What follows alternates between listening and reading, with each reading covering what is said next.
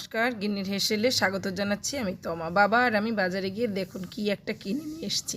আসলে এত বড় নালুটিকা মাছ দেখে আমার খুব ইচ্ছা হচ্ছিল, তাই একটা মাছ নিয়ে নিলাম। মাছটার ওজন প্রায় 1 কেজি 500 গ্রাম মতো ছিল, মানে 1.5 কিলো মতো ছিল। আর কিলো নিয়েছিল 290 টাকা করে। যাই হোক, দোকানদার আমাকে বলছিল এটা নালুটিকা মাছ খাবেন না ভেটকি মাছ খাবেন বুঝতেই পারবেন না। আসলে মাছটা খুব ভালো ছিল। কিনে নিয়ে এসে কেটে ধুয়ে পরিষ্কার করে এই যে ভাজতে শুরু করলাম।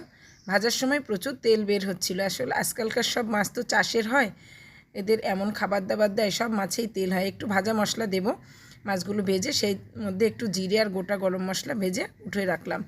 এরপর সেই তেলে আর একটু তেল দিয়ে দিলাম আলুকে একটু নেড়ে চেড়ে তার মধ্যে লবণ হলুদ গুঁড়ো দিয়ে আবারও একটু নেড়ে চেড়ে নিয়ে দিয়ে দেবো পেঁয়াজ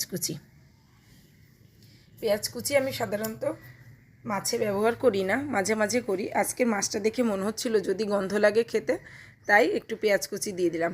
তারপর দিয়ে দিলাম আদা বাটা আর শুকনো লঙ্কা জিরে বাটা। দেওয়ার পরে এখন ভালো করে মশলাটাকে কষিয়ে নিব।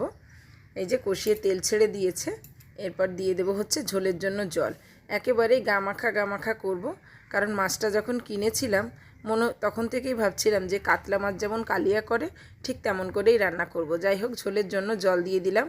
এই যে ঝোলটা ভালো করে ফুটে গেছে, সুন্দর জাল হয়ে গেছে। এখন আমি ভেজে রাখা মাছগুলো দিয়ে দেবো। কয়েকটা গোটা কাঁচা লঙ্কাও দিয়েছিলাম। মাছ থেকে অনেকটা তেল বেরিয়েছিল, সেজন্য আমি ঝোলের সময় বেশি একটা তেল দিইনি। ভেজে রাখা মাছগুলো দিলাম। আলুগুলোও সেদ্ধ হয়ে গেছে। মাছগুলো দেওয়ার পরে আর আমি নাড়াইনি, কারণ তেলাপিয়া মাছ এমনি একটু নরম প্রকৃতির হয়, তাই কড়াই ধরে একটু নাড়া দিচ্ছিলাম। আর ওই নামানোর আগে ভাজা মশলাটা দিয়েছিলাম। তো এই যে শেষ ফিনিশিং। খাবারটা খুব টেস্ট ছিল, মাছটা খুবই স্বাদ।